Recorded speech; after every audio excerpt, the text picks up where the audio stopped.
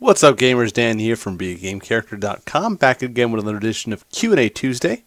It's early. I mean, it's late for me because I work a night shift, so I got off at 4 a.m. and it's 5:39 a.m. right now. Usually I record these a little later in the day after I've slept, but I figured, I'm here right now, so let's go for it. I am drinking a delicious Allagash triple, so if you are of legal age in your country, I invite you to enjoy a brew with me at some point while you're watching this. This is a really tasty beer. Anyway, so let's jump right into the questions. First off, we have your name. This is Yo Dan. Yo. To answer your question, I feel like my biggest failures... Oh, I'm sorry. I always forget to do this. All right, question of the week. What is your biggest failure? Tell me about your biggest failure, what happened, blah-de-blah, whole story, whatever. So, your name says, Yo, Dan, to answer your question, I feel like my biggest failures are still ahead of me because I'm young. Well, I can't decide if that's a good mindset to have or not. I mean, I guess it acknowledges the fact that everybody has failures in their life, which is true. It's not worth getting hung up on it. But, I mean, still, it seems kind of like I guess it's not really pessimistic. I guess it's just more of a realist worldview, but whatever. But maybe the biggest failure I have to date is a failure to start. To me, nothing is worse than failing after starting. So, trying to figure out, you said the biggest failure to date is a failure to start. Does that mean like you have failed to begin anything, or you've allowed your fear of failure to hold you back from starting something? Because I'm not sure which way you're going with that. But,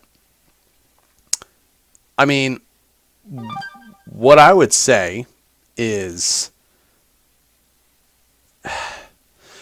fear of failure is a really big thing. So if you're holding back from starting something, you should probably just go ahead and do it. You've already acknowledged the fact that you're going to fail in life. It's just something that happens. The most successful people in the world are the people that fail way more often than everybody else.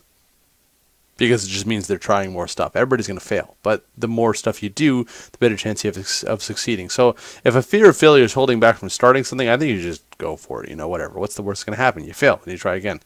But that's what I'm interpreting from your comments. So let me know if I'm way off base with that. My question for you is about jiu-jitsu. Ooh. What do you think about the best versions? Japanese, Brazilian, Gracie, no-gi? I'd like to know what you think. Thanks, Dan. Keep being awesome. You keep being awesome. So,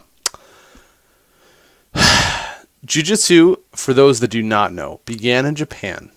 You may know about Brazilian Jiu-Jitsu because it's huge right now just because mixed martial arts and all that stuff, UFC, which, by the way, UFC is going to get sold for $4 billion? What? But, so, you might be familiar with Brazilian Jiu-Jitsu because that's the most popular and most well-known version right now, but Jiu-Jitsu is basically just a grappling art.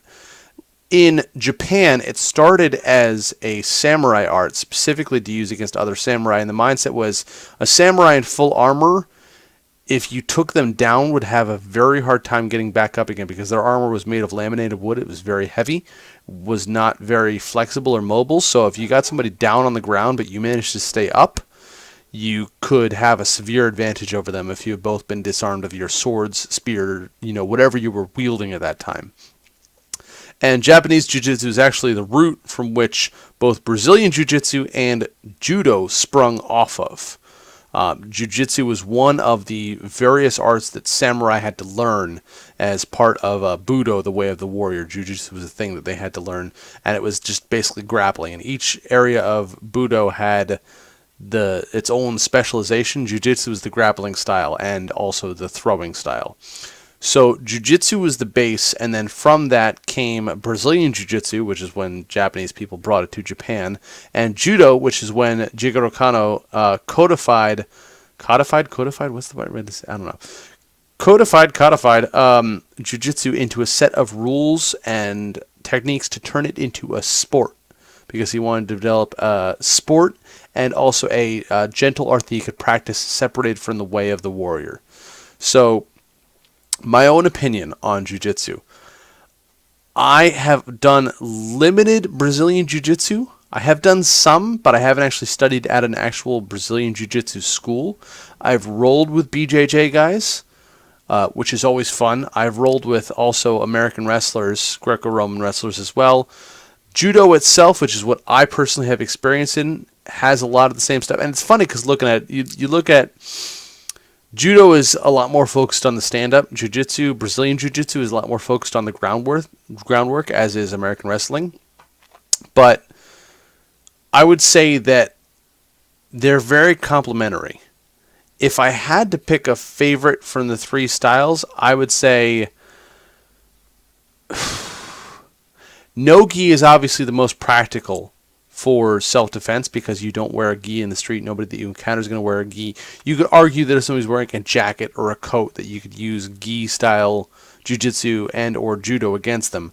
But I would say that no-gi is probably the most useful because until you've done no-gi stuff, you don't realize how little from traditional jiu-jitsu and judo and even Brazilian jiu-jitsu actually works. You need to learn different ways to hold on to people. You need different ways to enact leverage against them.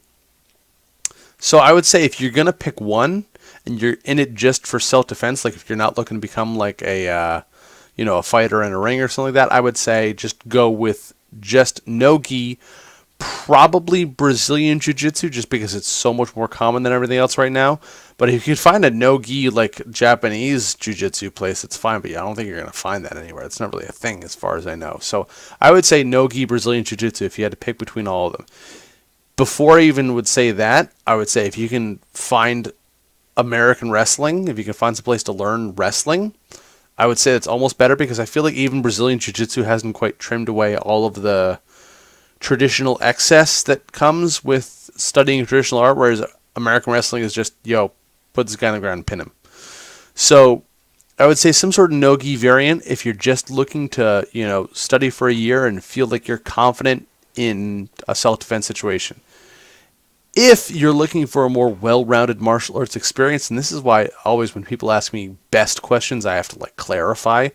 If you're looking for a well-rounded martial arts experience, if you're preparing to compete in a ring somewhere, if you are looking to compete in grappling tournaments, judo tournaments, whatever you may want, I would say find a school that does Brazilian Jiu-Jitsu with gi and without gi, or find a school that does judo with gi and without gi, or both.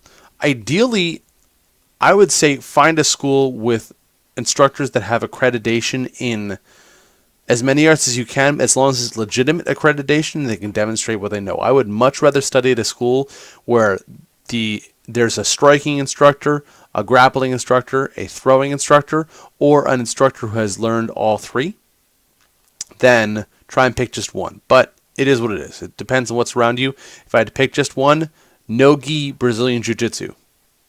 There it is. There's your answer right there. And I don't even do no-gi Brazilian Jiu-Jitsu. I've just rolled with guys who have. And I've recognized how much faster they've caught up to the point that I'm at because they weren't doing a lot of the traditional martial arts stuff that I was doing in addition to the competitive mixed martial arts style stuff.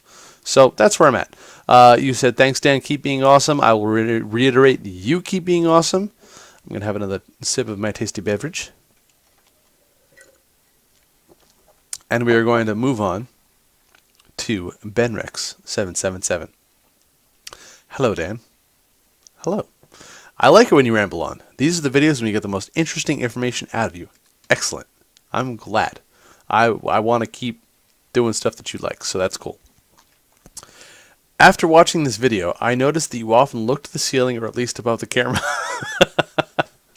So it's funny you mentioned this because I was thinking this myself as I was watching that video and I realized I just did it just there. So one of the things that I'm trying to do with these little Q&A Tuesday sessions that we do, which I love, I really enjoy these, by the way. I don't know if you guys know that or not, but I really, really do enjoy doing these. And if we can get more people asking questions, it will make me even more happy because I really enjoy doing these. I think they're tons of fun. But one of the things that I'm trying to do with them is I'm trying to use them as sort of an exercise for improving my on-camera skills because I am planning on doing more videos for the channel very soon. And I'm working on Unleash the Ultramind and the video course that goes with that. So this is kind of that. So as I've been watching my videos, I'm like, I look up to the ceiling a lot when I'm thinking of things. And that's what's happening. It's when I'm thinking. When I'm thinking, I look up for whatever reason. I don't know why. But when I'm thinking, if I'm thinking of something, I do this. And I'm trying to hold back on it. I don't know if you've noticed this video or not, but I've been working really hard at doing it less, except for like right there where I was demonstrating. And I realized that at this point I've already looked up a couple of times, but it's just a habit that I have. See, I just did it right there. It's just a habit that I have that I need to break. Now I'm going to feel self-conscious about it all the time. I don't bother about it, but if you want to be a professional YouTuber, it would be better if you could fix that habit. I agree. And sometimes I feel like I read a comment in two later videos, you forgot all about it. I know that I'm not that important to some random guy on the other side of the Atlantic. Oh, hold on. We need to stop here for a second, okay? BenRex777. I don't know what your real life name is, so I can't refer to you by that. So I'm going to just use your username, BenRex777. But you are very important to me. You are one of my most consistent commenters and question askers since I started this series. And I haven't read the rest of your comment yet. We'll go to that in a second. It's over here on the screen. I'm blocking it.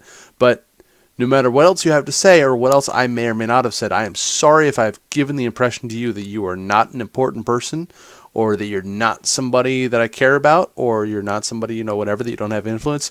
You are incredibly important, and I thank you so much for your participation every single time I see a question from you pop up, because I really enjoy the stuff that you say. It's very insightful, and I would love to hear from more from you. Moving on. What do you have to say?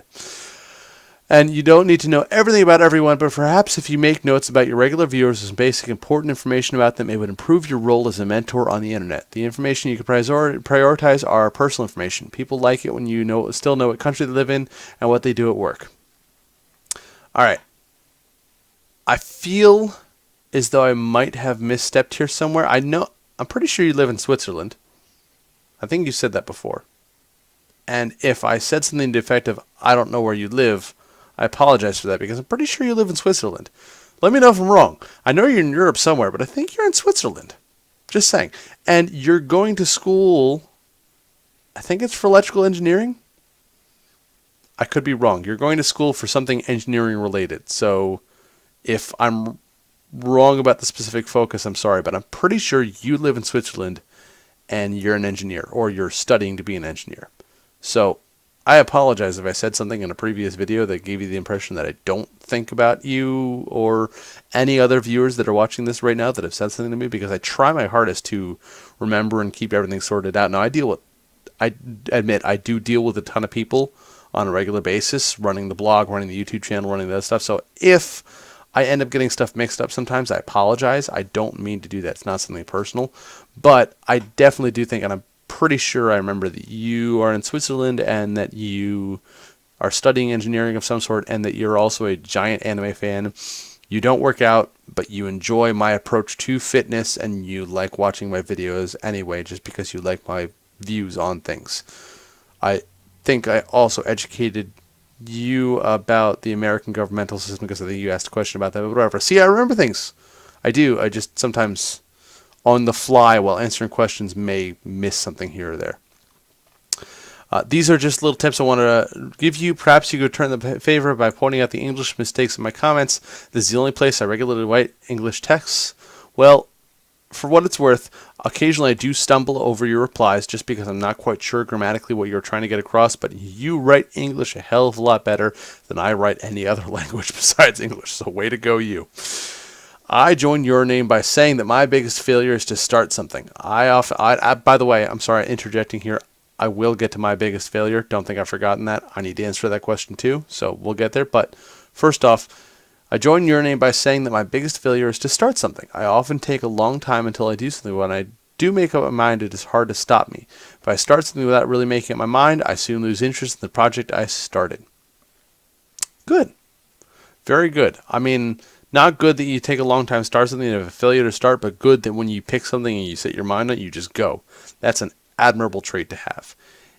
Shameless plug here. If you haven't signed up for the Unleash the Ultramind mailing list yet, go hop over to Unleash the Ultramind. The link is in every video. Go sign up there, because I've got a great little video that I did up on how to get started on stuff, how to beat procrastination. So if it is some form of procrastination that's holding you back from starting, that should be able to help you out. And now a question for you. I like the manga Red Storm. I haven't read it. I'm sorry. Just saying that going in. It is about a boy who lives with his tribe in the desert. A master of martial arts starts to train him at a young age. Soon he starts to reshape the political relationships with his fighting power. Now, that sounds like my kind of story.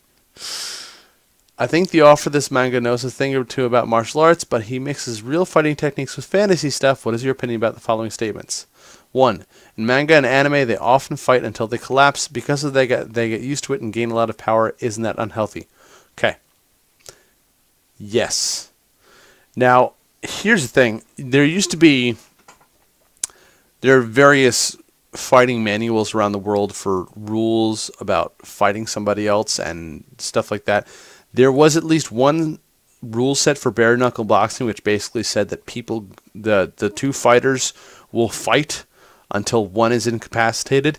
And that rule was eventually altered because there were people literally going for like 30 or 40 rounds that would just go and go and go until eventually everybody collapsed from exhaustion. Apparently made for a really, really boring sporting event, which is why they did away with the rules, but that is a thing. Is it incredibly unhealthy? Probably. Would you gain a lot of power from it? Probably not. I mean, I have not read Red Storm, so the closest analogy I can make would be like Saiyans from Dragon Ball Z, who get stronger every time they fight. But, yeah, generally speaking, training to absolute failure is bad for your body. It's better to not train to absolute failure. Once in a while, you might do certain exercise to failure, like you might do as many reps as possible. AMRAP is the acronym for it.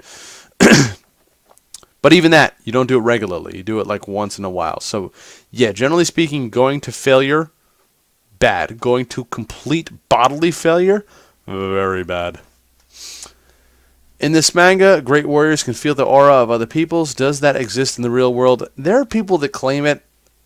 That's never been proven, scientifically speaking. As someone who's encountered a lot of martial artists, I can say that there is no feeling aura. When you are interacting with somebody in a combative or even semi-combative sense, like if I'm like roughhousing with somebody even just a little bit, I can generally gauge if they've got some experience fighting just from how they move and the way that they set their weight and move their body around. Sometimes you can even tell by the way that somebody walks and definitely by the way they present themselves in a hostile situation. Like if you ever see a bar altercation, stuff like that, you can generally just by looking at two people that are about to go at it, you can generally tell which one of them which one has more experience fighting. And usually it's really simple stuff like how they put their hands up, how they make a guard, how they make fists, what they prioritize in their movements and stuff. And it's difficult to lay that all out for you, but as far as extrasensory perception of like, just I can sense that dude's energy and he's very powerful. There are people that claim they can do it. I have yet to see that claim substantiated, and I have known a lot of martial artists, and I've gone to a lot of different seminars, and I've watched a lot of videos. I have yet to see anybody that can really genuinely just detect via someone's energy field how strong they are. That's mostly a thing. It mostly just exists in fantasy world. There, tripping on my own tongue. I had a little too much of the beer. In this manga, oh sorry, I skipped that one. I did that one already. Skipped that one. In chapter 82, the main character says that when you practice, you can do the same thing way longer than if you were in a real fight. His reason is that you were tensed up because of concentrating, and that way you're tired much faster. Is that true? Yes, that is absolutely true. If you've never been in a real fight, I will tell you this, and this is something I tell all of my karate kids too. Fighting in real life sucks. Even if you win, it hurts. If you lose, you could die. I'm not even joking. Like, seriously, people die every day from street fights. You get hit hard in the jaw, you slip, you lose your footing, you fall, you crack your skull open on the pavement. Bad day. In that same respect, because it is it's a scary thing.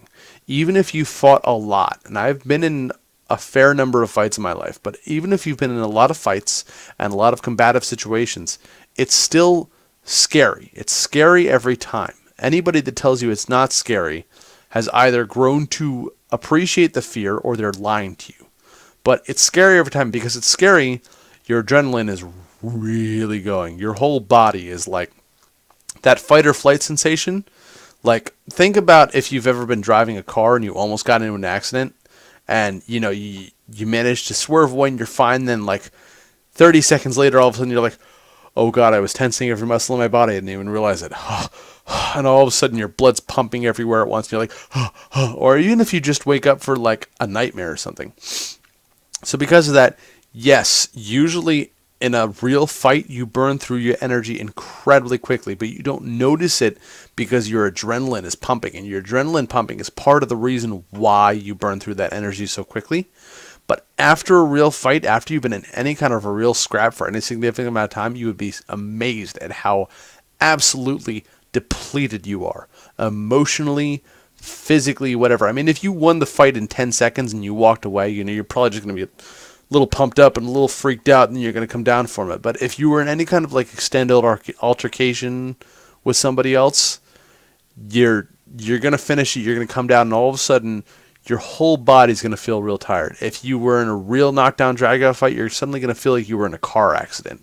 You're going to be emotionally drained because it's very trying on your emotions to actually enter into a physical altercation with a human being. And maybe if you've done it like 150 times, I have not been in 150 fights. I've been in under a dozen fights in my life, and most of them were when I was a kid. So, but maybe I just haven't gotten desensitized to it yet. Maybe there are people out there that can be in a street fight and not feel like a complete wreck afterwards. But as far as I'm concerned, every time I've had a fight, after I've finished it, even if I've won, and I have won more fights than I've lost, but I have lost fights too, because there is no 100% win rate thing going on in real life fights, you feel super tired. You feel really emotionally spent. You feel like it's a combination of like the worst argument you've been in, the worst, heaviest workout you've ever done, and also, the scariest roller coaster or haunted house you've ever been on. And it's all those things mashed together, and you just feel like, and you're done. You're just done. Like, I've been in fights where just like, I win a fight and then I'm just shot for the day. That's it. There's nothing left of me. I have to actually make it to the end of the day, fall asleep, and reset as a human being before I can go again. So yeah, I would say that is absolutely true. In chapter 171, a tribe warrior says that it's easy for one person to overpower two people, but it's hard for two people to overpower four people, and it's impossible for four people to overpower 8 people. It sounds plausible, but is it actually true? First of all, it's not easy for one person to overpower 2 people. Incredibly hard. Very, very, very, very difficult. You have to have, in order for one person to beat 2 people, you have to have a much more skilled and or much bigger and stronger, preferably both, person versus 2 significantly less skilled and or significantly weaker and smaller individuals. 1 versus 2 is not good odds. 1 versus 2 may look great in movies, but more often than not, 1 versus 2 just ends up with one person having a concussion and broken arms and legs and stuff on the floor, and 2 people, walking away basically fine. It's very, very hard. You have to know specific styles to fight against 2 people. And I don't mean like martial arts styles. It just means ways of approaching the fight. And also, you need to be significantly better at fighting than those 2 people are. Because there's an old saying that I really like, and it's, how do you beat, who can beat the strongest person in the world? The second strongest person, and just about anybody else. That's the deal. You have to be way, you have to be 3 steps above those other 2 people in order to have any kind of significant chance of winning that fight. Multiple people versus 1 person always sucks. 2 people versus 4, I actually like a little better than 1 versus 2. Because of this. 2 people versus 4 means that you don't potentially have a blind spot. That's one of the dangers of 1 versus 2. 1 versus 2, you have a blind spot. You can't see 300. You can see about this far. I can see my 2 hands right now in my peripheral vision. That's it. But if it's 1 versus 2, I can only see this. If it's 2 versus 4, conceivably my buddy's behind me. He's got my back. Or the 4 people in front of us and my buddy's right next to me, and we have an arc where we can see the whole range. So even if just for that alone, I would pick a 2 versus 4 over a 1 versus 2.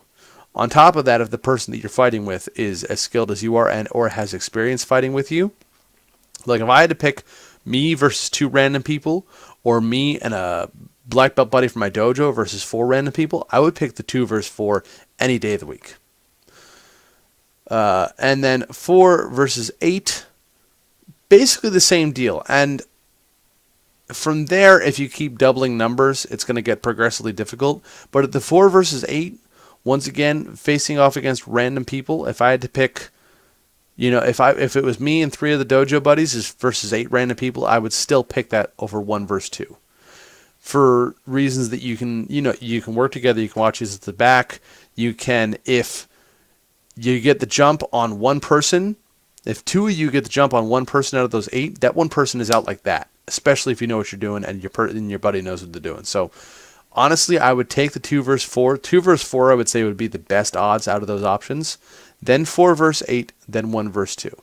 That's just me. That's my own view. If the person that wrote this manga has an extensive view of martial arts and has been in more fights than I have, I totally default to their knowledge. But in my opinion, I would take the 2 versus 4, and then the 4 versus 8, and then finally the 1 versus 2. Just because if you're the only one watching your own back, it's a rough situation. No, I spent too much time reading this manga again. Have a nice week, Benny. Benny, I'm just picturing you sitting there with all the manga just laid out in front of you, just flipping through the pages looking for reference points to read out to me. So I appreciate that. Now, I promised my biggest failure. So my biggest personal failure, was when I first took be a game character. I don't want to say public, I didn't take it public, but when I first tried to do be a game character as like a full-time gig, like it was my day job. Like I quit my job and I tried to run the blog full-time. And it was a failure, not because I didn't work hard on the blog, because I did, but because I just didn't have any idea what I was doing. I knew how to write, and I thought I knew how to run a business, but the reality is I didn't. I didn't know the business aspects at all. I didn't understand marketing as a blogger. I didn't understand monetization as a blogger. So that was my biggest failure. And actually, if you go back on the channel, there is a video. Let me make sure it's still up. I don't think I took it down. But there's a video on the blog of when I was leaving. Yeah, that's called Goodbye for Now. So if you want to go back and look in the past videos, this is not that far back because I haven't done that many videos since then. But I did a video called Goodbye for Now. And if you want to go watch that video, I don't know if you necessarily want to see that, but that would be me at one of my lowest points in my life. So that is my personal failure. So that's that. Question for next week. Your question. What would you say is the game that you are most looking forward to? The video game that you are most looking forward to in the next, whatever. It can't be Half-Life 3, though. That's cheating. So what game are you personally most looking forward to in the near or far future? So, yeah, that's it. Thanks for watching. As always, remember to live boldly, change the world, and continue to be awesome. Bye-bye.